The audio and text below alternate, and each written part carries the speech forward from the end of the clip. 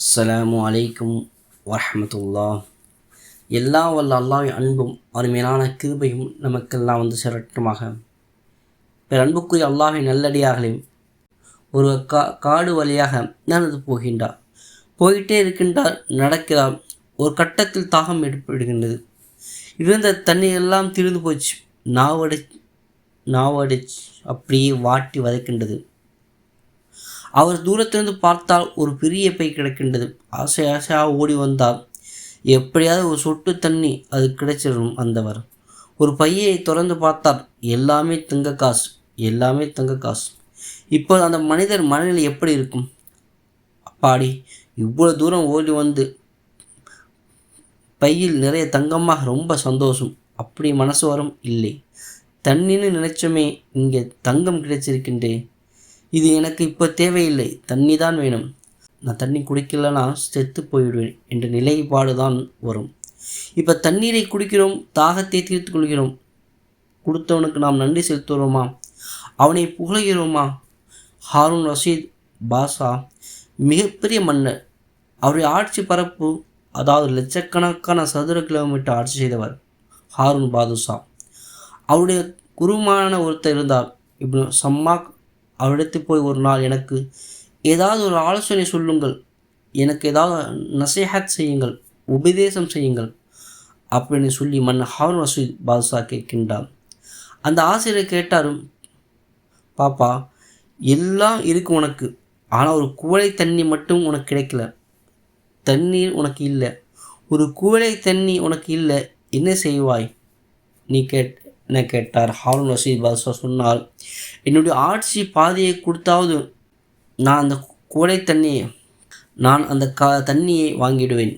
ஓ, அந்த அளவுக்கு சரி. ஒரு குவளை தண்ணி குடிச்சிட்ட, போன தண்ணி ரிட்டன் ஆகலை, வெளியே போனால் ரிட்டன் வரலை.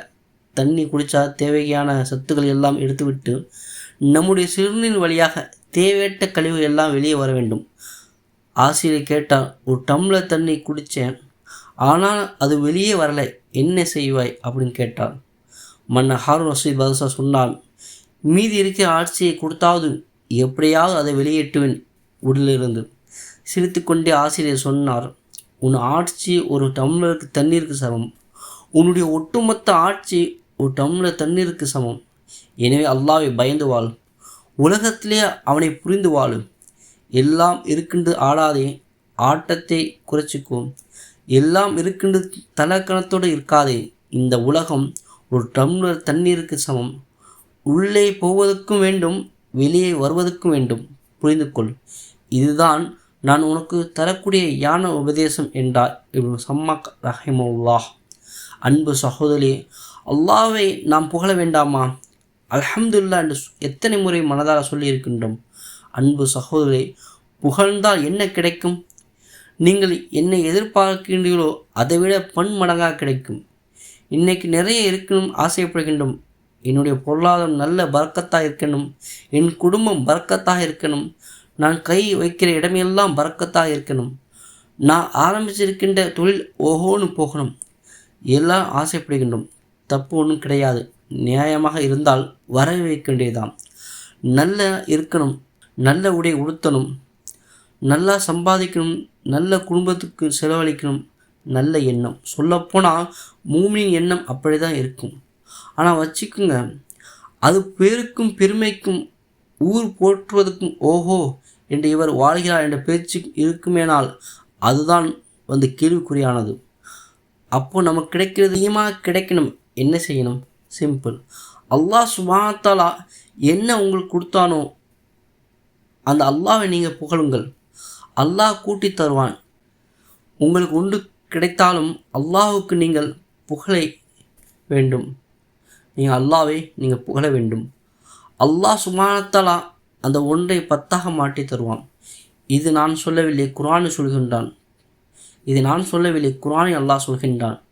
உங்களுக்கு இறைவன் கொடுத்த அருளுக்கு நீங்கள் நன்றியோடு புகழ்ந்தால் நான் உங்கள் கொடுத்ததை இன்னும் கூட்டிக் கொண்டே இருப்பேன். மல்டிப்ளிகேஷன் போட்டே இருப்பான். 1, 3, 6, 12, 24 இப்படி போயிட்டே இருக்கும். ஹஜ்ரத் இமாம் முஸ்லத் அஹ்மத் ஒரு செய்தி வந்திருக்கின்றது. நபிகள் நாயகம் ஸல்லல்லாஹு அலைஹி வஸல்லம் அவர்கள் ஒரு நாள் பள்ளிவாசலுக்கு வெளியில் இருக்கின்றார்கள். ஒரு மனிதர் வருகிறார். ரசூலுல்லாஹி ஸல்லல்லாஹு அலைஹி வஸல்லம் கையில் ஒரே ஒரு பேரிச்சப்பழம் துண்டு இருந்துச்சு. ஒரே ஒரு பேரிச்சப்பழம் அவர் கையில் ரசூலுல்லாஹி ஸல்லல்லாஹு அலைஹி வஸல்லம் கொடுக்கின்றார்கள். வாங்குவர் பார்த்துட்டு இருந்து, ஒரே ஒரு பேரிச்சப்பழம் பத்துமா? ஏன் நாக்கு கூட ஒட்ட முடியாதே, இது எப்படி ரசூலுல்லாஹி ஸல்லல்லாஹு அலைஹி வஸல்லம் கையில் கொடுத்து விட்டு போயிட்டார்கள்? ரசூலுல்லாஹி ஸல்லல்லாஹு அலைஹி வஸல்லம் சிரித்தார்கள். கொஞ்ச நேரம் கழித்து அதே வழி இன்னொருத்தர் வந்தார். அவர் கையில் அந்த ஒரு பழத்தை கொடுத்தார்கள். அவர் சொன்னார், அல்ஹம்துலில்லாஹ், யார் கையா இந்த பழம் எனக்கு கிடைத்திருக்கின்றது? உலகத்தில் அதிபதியான அல்லாஹ்வின் இறை தூதர் ஆச்சு, அவள் கையா அல்லாஹ் எனக்கு ஒரு பழம் தந்திருக்கின்றானே, அல்லாஹ்வுக்கே எல்லா புகழும். ரசூலுல்லாஹி ஸல்லல்லாஹு அலைஹி வஸல்லம் சிரிச்சிட்டு பக்கத்திலிருந்து ஒருத்தரை கூப்பிட்டு சொன்னார்கள், உம்மு சலமா தன்னுடைய துணைவியார் உம்மு சலமா அம்மா கிட்ட 40 திர்ஹம் தங்க காசு வாங்கிட்டு வாங்கன்னு. அவர் ஓடி போய் வாங்கிட்டு வந்தாரும். அதை அவர் கையில் கொடுத்து, அல்லாஹ் சுப்ஹானஹு வ தஆலா உனக்கு பரக்க செய்வான், போயிட்டு வாங்க ரசூலுல்லாஹி ஸல்லல்லாஹு அலைஹி வஸல்லம் சொன்னார்கள். அன்பர்களே, ஒரு செய்திதான் 2 தகவல் இருக்கின்றது. முதலானவர் கிடைத்த உண்டு, இதை வைத்து என்ன செய்வது என்று யோசித்தால் உள்ளதும் போச்சு. இரண்டாவது நபர் கிடைத்தது உண்டுதான், ஆனால் கொடுத்தது யார்? அல்லாஹ் யார் வழியாக கொடுத்தான்? அல்லாஹ்வின் தூதன் வழியாக கொடுத்தான். நன்றி சொன்னார், அல்லாஹ் சுப்ஹானஹு வ தஆலா புகழ்ந்தான். அல்லாஹ் சுப்ஹானஹு வ தஆலாவை புகழ்ந்தான். உடனே அல்லாஹ் சுப்ஹானஹு வ தஆலா கொடுத்தான் 40 தங்க காசு. எது இருக்குதோ அதை நாம் ஏற்றுக்கொள்ள வேண்டும், குறைப்பட்டு கொள்ளக்கூடாது. அல்லாஹ் தருவான் என்று நம்பி அவனை புகழ வேண்டும். அல்லாஹ் சுப்ஹானஹு வ தஆலாவை புகழ்ந்தால் அல்லாஹ் சுப்ஹானஹு வ தஆலா மனமான வாழ்க்கையை, இரட்டிப்பாக வாழ்க்கையை அல்லாஹ் சுப்ஹானஹு திருப்பி தருவான். புகழ வேண்டும் என எண்ணம் நமக்கு வர வேண்டும். அல்லாஹ் சுப்ஹானஹு வ தஆலா என்னென்னமோ தந்திருக்கின்றான். பொதுவாகவே மனிதனுடைய இயற்கை என்ன தெரியுமா? இருக்கிறத வச்சு திருப்திப்படவே மாட்டான், இல்லாத ஒன்றை மட்டுமே தேடிக்கொண்டே இருப்பான். மனுஷன் மனம் கண்ணாடிக்கு முன்னாடி போய் நின்றால் என்ன நினைப்போம்? கொஞ்சம் குண்டாக இருந்தால், உள்ளியாக இருந்தால் நல்லா இருக்குமே, கொஞ்சம்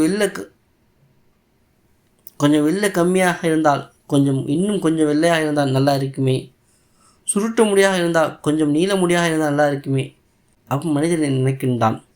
எல்லாம் சிறப்பாக அல்லாஹ் சுப்ஹானஹு வ தஆலா வைத்திருக்கின்றான். ஆனால் மனித மனம் இல்லாததை நோக்கியே தேடும்.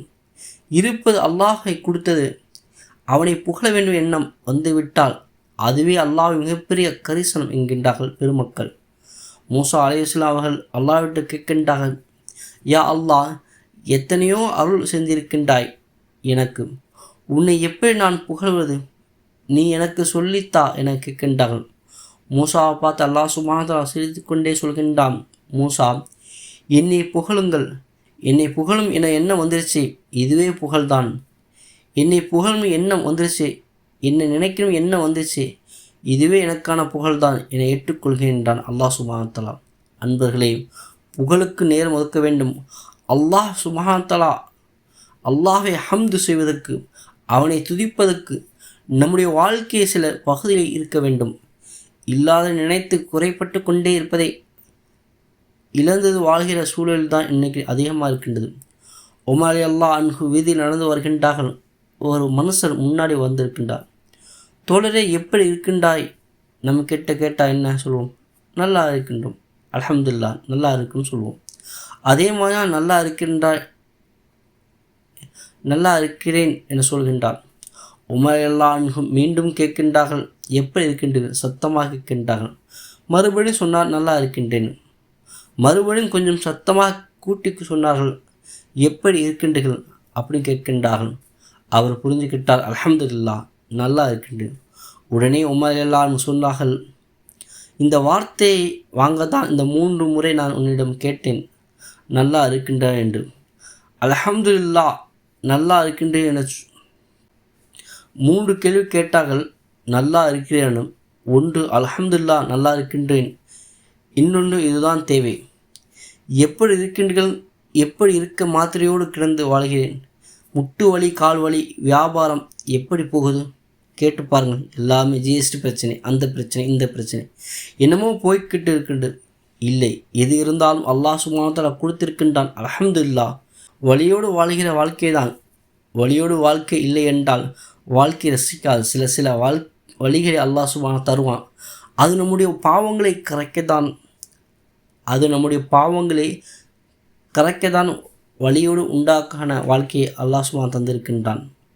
நல்லா வச்சிருக்கின்றான். அல்ஹம்துலில்லாஹ் என்று சொன்னால் அந்த வார்த்தையுடைய பரக்கத்தை கொண்டு அல்லாஹ் சுப்ஹானஹு வ தஆலா நம்மை நல்ல வைத்து விடுவான்.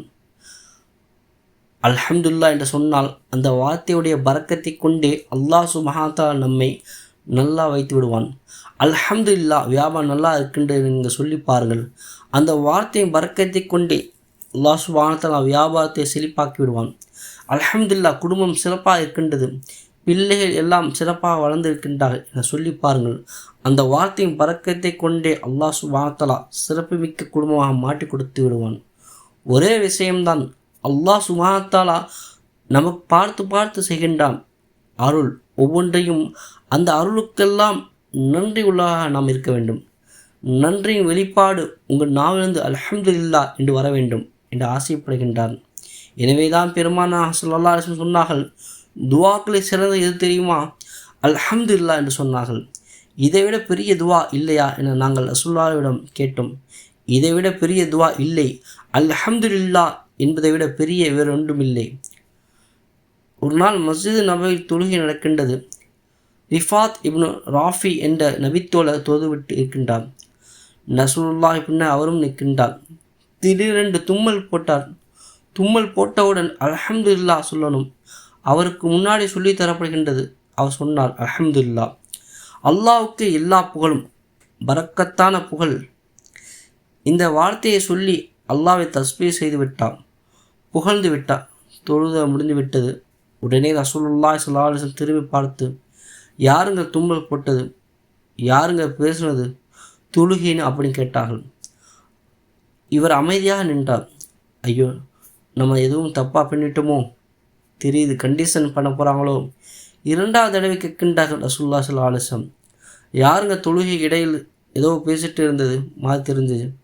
மூணாவது தடவை கேட்டவுடன் ரிஃபாத் இப்னு ராஃபி ரலியல்லாஹு சொன்னார்கள், யார் ரசூலல்லாஹ், நான் தான் தும்பிட்டேன், அதனால் ஹம்து செய்தேன், அல்லாஹ்வை புகழ்ந்தேன். ஓ அப்படியா, நான் பார்த்தேன் நீங்கள் சொன்ன புகழ், நீங்கள் சொன்ன ஹம்து அல்லாஹ்வுக்கு எவ்வளோ பிடிச்சி போச்சுன்னா 30 கொச்சம் மலக்குமார்கள் போட்டி போட்டு நிற்கின்றார்கள். இதனுடைய நன்மையை நான் தான் அல்லாஹ்விட்ட கொண்டு போய்வேன் சொல்லி 30 கொச்சம் மலக்குகள் போட்டி போட்டு கொண்டு நிற்கின்றார்கள் உங்கள் நன்மையை அல்லாஹ்விடத்தில் எடுத்து காண்பதற்கு.